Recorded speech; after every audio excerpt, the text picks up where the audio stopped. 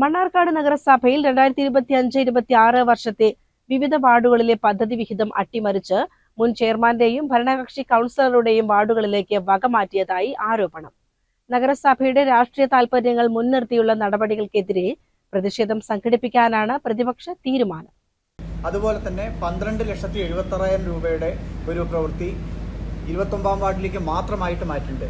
അതുപോലെ തന്നെ അരവുർശി Vadakkekara link road കൽവെട്ട് നിർമ്മാണം എന്ന പദ്ധതി ഒഴിവാക്കിയിട്ടുണ്ട്.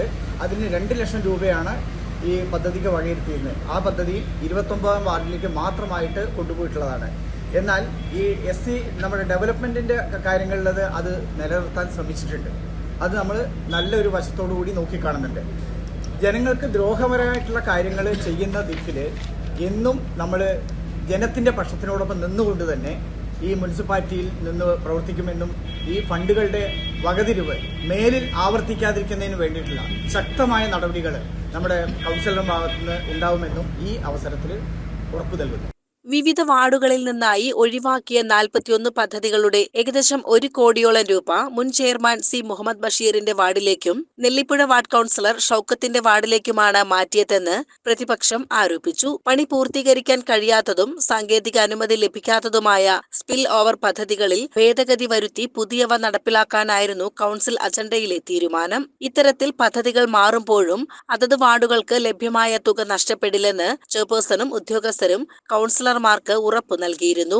എന്നാൽ DPC അംഗീകരിച്ച ലിസ്റ്റ് പുറത്തു വന്നപ്പോഴാണ് ഭൂരിഭാഗം തുകയും 2 വാർഡുകളിലേക്ക് മാത്രമായി കേന്ദ്രീകരിച്ചതായി കണ്ടെത്തിയത്.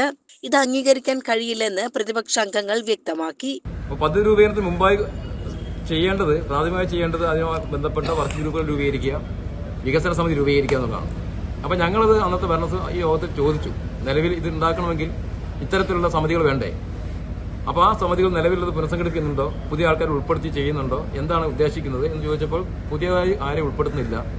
നിലവിലുള്ള സംഗതി തുടർന്നുകൊണ്ട് നമുക്ക് സമയബന്ധിതമായി ഇത് പദ്ധതി രേഖ പൂർത്തിയാക്കി DPC അംഗീകാരം വാങ്ങേണ്ടതുണ്ട് എന്നുള്ളതിന്റെ പേരിൽ പുതിയ ആൾക്കാരെ ഈ പദ്ധതിയിൽ ഉൾപ്പെടുത്തുന്നില്ല കമ്മിറ്റികളൊന്നും തന്നെ.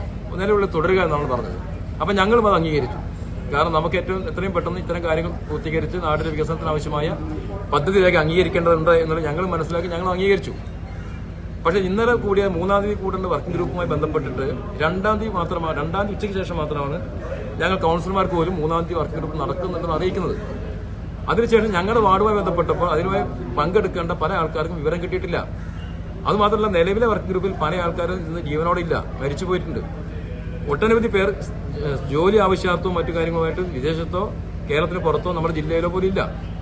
അപ്പോൾ ആ സാഹചര്യങ്ങൾക്ക് ഉള്ളത് കൊണ്ടാണ് ഞങ്ങൾ ചോദിച്ചത്, ഇത് പുനഃസംഘടിപ്പിച്ചുകൊണ്ട് നമുക്ക് വേണ്ടതെന്ന് ചോദിച്ചപ്പം ഇല്ല, ഇങ്ങനെ ഒരു വിഷയം ഞങ്ങൾ അംഗീകരിക്കുകയും ചെയ്യും. പക്ഷെ ഇന്നലെ ഞങ്ങൾ വർക്ക് ഗ്രൂപ്പ് യോഗത്തിൽ രാവിലെ എത്തിച്ചേർന്നപ്പോൾ അതിന്റെ ലിസ്റ്റ് ആവശ്യപ്പെട്ടപ്പോൾ ആ ലിസ്റ്റിനകത്ത് ഏതാണ്ട് 68 പേര് പുതുതായി ഉൾപ്പെടുത്തിയിട്ടുള്ളവര്. ആ ഉൾപ്പെടുത്തിയത് ജീവനക്കാരോട് ഞങ്ങൾ ചോദിച്ചു, ആരാണ് ഉൾപ്പെടുത്തിയത്? അപ്പൊ കൗൺസിലർമാരുടെ നിർദ്ദേശപ്രകാരമാണ്. ഏത് കൗൺസിലർമാരുടെ നിർദ്ദേശം, ഏത് തീരുമാനപ്രകാരം, ആരാണ് നിങ്ങൾക്ക് ഇതിൽ ഉൾപ്പെടുത്താൻ അവകാശം തന്നത്? അപ്പോൾ എല്ലാ കൗൺസിലർമാരും ഞങ്ങൾക്ക് ആളുടെ പേര് വന്ന് ഞങ്ങൾ ഉൾപ്പെടുത്തിയാണ്. പക്ഷെ അങ്ങനെ പേര് നിർദ്ദേശിക്കാൻ ഒരു തീരുമാനവും നമ്മുടെ കൗൺസിൽ എടുത്തിട്ടുണ്ടാവില്ല. പുതിയ ആൾക്കാർ ഉൾപ്പെടുത്താൻ ഏതെങ്കിലും കൗൺസിലർമാരെ ചുമതലപ്പെടുത്തിയിട്ടുണ്ടാവില്ല. പിന്നെ എങ്ങനെയാണ് ഒരു പ്രത്യേക കേന്ദ്രത്തിൽ നിന്ന് ഇത്രയധികം ആൾക്കാരെ ഈ വർക്കിംഗ് ഗ്രൂപ്പിലേക്ക് ഉൾപ്പെടുത്തിയത്? അപ്പൊ തികച്ചും ഏകപക്ഷീയമായി മുൻ ചെയർമാൻ ശ്രീ മുഹമ്മദ് ബഷീറിന്റെ നിർദ്ദേശത്തെ തുടർന്നാണ് ഇത്തരം കാര്യം ഇപ്പോൾ നടക്കണമെന്ന മുനിസിപ്പാലിറ്റിക്കകത്ത്. ആ നിലയ്ക്കാണ് ഇത് പ്രത്യേക കേന്ദ്രത്തിൽ ഇത്രയും ആൾക്കാർ ഉൾപ്പെടുന്നത്. അതിന് പകരമായി ഇന്നലെ ഞങ്ങൾ പ്രതിഷേധിച്ചു. ഇടതുപക്ഷ കൗൺസിലർമാരും BJPയുടെ ജയകുമാർ ഉൾപ്പെടെ ആൾക്കാർ പ്രതിഷേധം അറിയിച്ചുകൊണ്ട് ചെയർപേഴ്സന്റെ ക്യാബിനിൽ പോയി. ക്യാബിനിൽ ചെന്നപ്പോൾ മുൻ ചെയർപേഴ്സൺ പറഞ്ഞ നിർദ്ദേശം, നിങ്ങളിപ്പോൾ പറഞ്ഞോളൂ 2 ആളെ വീതം ഞങ്ങൾ വെക്കാം. അത് ശരിയല്ലല്ലോ നിലപാട്. ആ നിലപാട് ശരിയല്ല. അദ്ദേഹം പറഞ്ഞത് നിങ്ങൾ 2 ആൾക്കാർ. അപ്പൊ ഇപ്പോ ഈ പറഞ്ഞ 68 പേരാരാ? അവരുടെ ആൾക്കാർ.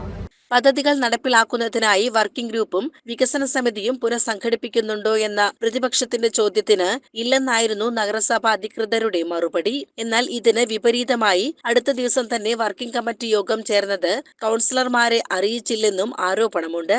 നിലവിലുള്ള വർക്കിംഗ് കമ്മിറ്റിയിലെ പല അംഗങ്ങളും നിലവിൽ സ്ഥലത്തില്ലാത്തവരോ മരണപ്പെട്ടവരോ ആണ്. ഇത്തരത്തിൽ പരിമിതമായ അംഗങ്ങൾ മാത്രമുള്ള കമ്മിറ്റിയിൽ അറിവില്ലാതെ 68 പുതിയ അംഗങ്ങളെ ഉൾപ്പെടുത്തിയതായും പിന്നീട് നടത്തിയ പരിശോധനയിൽ കണ്ടെത്തി.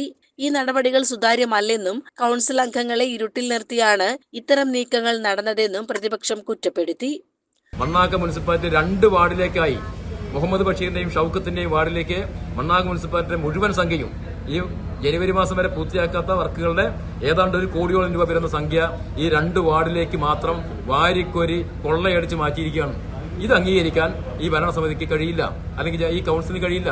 കൌൺസിലിന്റെ അംഗീകാരം വാങ്ങിയിട്ടല്ല ചെയ്തിരിക്കുന്നത്.